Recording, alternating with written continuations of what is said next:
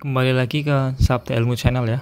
Pada kesempatan kali ini kita akan membahas tentang Kongres Pemuda 1 dan Pemuda 2 yang nantinya akan menghasilkan Sumpah Pemuda. Di sini kita akan fokus pada tokoh-tokohnya ya, yang utama dalam terlibat pada Kongres Pemuda atau Sumpah Pemuda.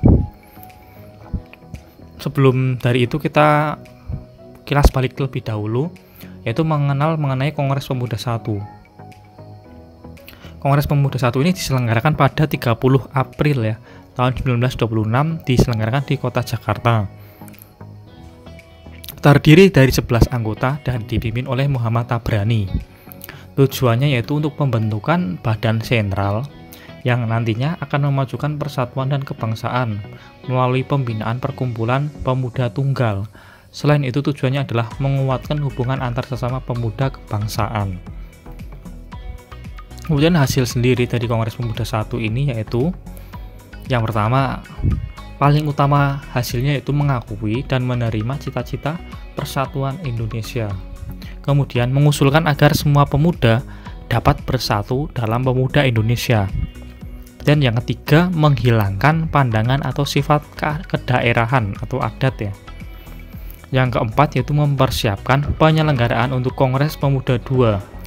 Tujuannya adalah untuk membahas sesuatu yang terasa belum jelas, seperti cita-cita Indonesia sendiri. Itu ya untuk Kongres Pemuda 1, kemudian kita berlanjut ke Kongres Pemuda 2, yang nantinya akan melahirkan Sumpah Pemuda. Itu digagas oleh Persatuan Pelajar-Pelajar Indonesia atau PPPI, dilaksanakan pada 28 Oktober 1928 di 3 gedung yang berbeda. Diketuai oleh Sugondo Joyo Puspito ya teman-teman. Kemudian di sini rapat pertama dilaksanakan di gedung KJB ya, pada Sabtu 27 Oktober 1928. Dalam rapat tersebut Muhammad Yamin menguraikan tentang arti dan hubungan persatuan dengan pemuda. Menurutnya ada 5 faktor yang memperkuat persatuan Indonesia, yaitu sejarah, bahasa, hukum, adat, pendidikan, dan kemauan. Kemudian rapat kedua pada hari keduanya yaitu pada tanggal 28 Oktober di gedung OS Java Bioskop membahas masalah pendidikan, di mana anak-anak harus mendapatkan pengetahuan kebangsaan. Kemudian ada satu lagi di hari yang sama ya, pada 28 Oktober itu terjadi pada sesi berikutnya pindah ke gedung Indonesia Club Gois Kramat. Pada rapat ketiga ini dijelaskan pentingnya nasionalisme dan demokrasi selain gerakan kepanduan ya. Kepanduan tidak bisa dipisahkan dari pergerakan nasional. Kemudian kita akan menuju ke hasilnya sendiri ya. Salah satunya hasil dari Kongres Pemuda ini yaitu adanya Sumpah Pemuda yang biasa kita kenal ya. Yang pertama, kami putra-putri Indonesia mengaku bertumpah darah satu yaitu tanah Indonesia. Kami putra-putri Indonesia mengaku berbahasa satu, berbangsa satu ya, bangsa Indonesia, dan kami putra-putri Indonesia mengakui berbahasa satu, bahasa persatuan, bahasa Indonesia. Kemudian tokoh penting nih yang akan kita bahas tentang tokoh-tokoh penting dalam Kongres Pemuda 2. Yang pertama jelas Sugondo Joyo Puspito ini menjadi ketua kongresnya ya. Kemudian ada Djoko Marsaid, ini wakilnya dari Sugondo Joyo Puspito. Kemudian Muhammad Yamin. Muhammad Yamin ini terkenal karena salah satu perumus isi teks Sumpah Pemuda ya, serta pengusul bahasa Indonesia sebagai bahasa pemersatu bangsa. Kemudian B.R. Supratman. Di sini seperti kita ketahui ya, pada Sumpah Pemuda ini pertama kali memperkenalkan lagu Indonesia Raya ya, yang diiringi dengan biola. Kemudian ada Amir Syarifuddin Harahap, bendahara Kongres.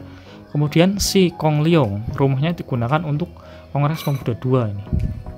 Kemudian ada juga Sarmidi Mangun Sarkoro, tokoh pendidikan pengusul pendidikan dan kebangsaan anak ya, ini salah satu yang mengusulkan pada Kongres hari kedua ya, tanggal 28 yang tadi.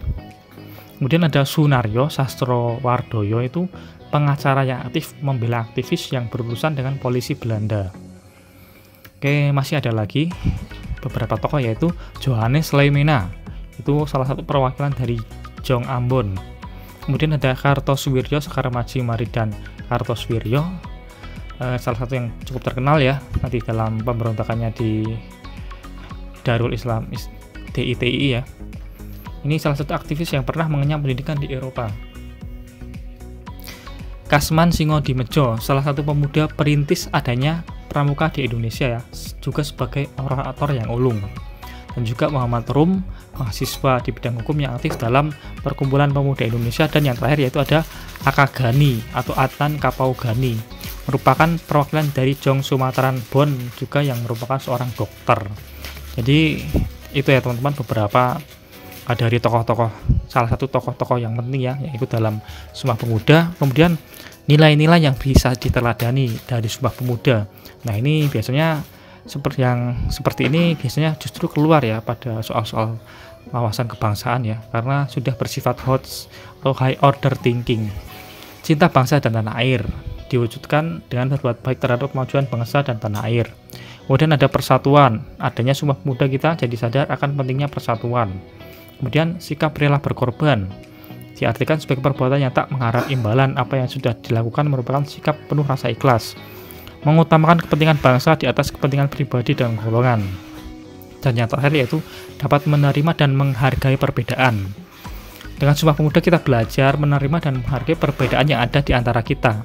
Apalagi bangsa Indonesia adalah masyarakat yang majemuk, yang terdiri dari berbagai suku bangsa ya, sehingga harus bisa menghargai dan menerima perbedaan itu sendiri. Oke teman-teman, mungkin seperti itu ya, cukup demikian secara singkat ya beberapa tokoh-tokoh penting, dan juga kita flashback sebentar mengenai sejarah dari Kongres Pemuda 1 dan Kongres Pemuda 2. Terima kasih telah menonton, jangan lupa subscribe, like, and share ya teman-teman, semoga membantu dan bermanfaat. Salam.